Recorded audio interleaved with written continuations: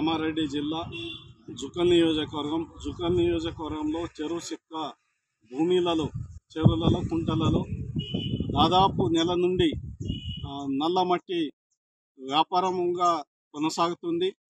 రైతుల పేరు చెప్పి ఈరోజు దాని మీద కాంట్రాక్టర్స్ పనిచేసుకుంటా కమిషన్లు పనిచేసుకుంటా కమిషన్ ఏజెంట్లుగా పోక్లైన్లు ట్రాక్టర్లు జేసీపీలు ఉన్న వాళ్ళే సంపాదించుకుంటుంది తప్ప రైతులకు కూడా తక్కువ రేటుకి వేయక ఈరోజు రైతులకు చాలా ఇబ్బంది పెట్టే విధంగా మరి ఏదైతే గ్రౌండ్ వాటర్ ఉండాలనుకుంటున్నారు మరి చెరువు కుంటలు ఇప్పుడు ఉదాహరణకు లొంగన్ చెరువు ఉంది.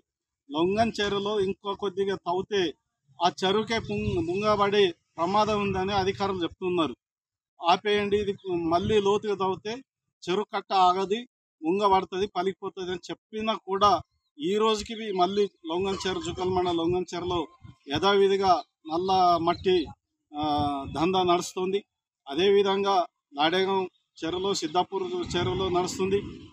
డోంగ్లీ మండలంలో మారేపల్లి శివార్లో కుంటలో నడుస్తుంది. మరి బిచ్చుకుంద మండలం గుండెకల్లూరులో నడుస్తుంది. చాలా చోట ఇప్పటికీ ఇంకా చాలా చోట దౌర్జన్యంగా అక్రమంగా ఈ నల్ల మట్టి దందా నడుస్తుంది. దీన్ని అరికట్టాలని భూగర్భ గనుల శాఖల వాళ్ళు రెవెన్యూ శాఖ వాళ్ళు ఇప్పటికీ స్పందించకపోవడం చాలా దురదృష్టం. మా రెవెన్యూ శాఖ వాళ్ళు భూగర్భ గనుల శాఖ వాళ్ళు వెంటనే స్పందించి ఇవి అన్ని నల్ల మట్టి కొట్టకుండా ఆపాలి, అరికట్టాలి.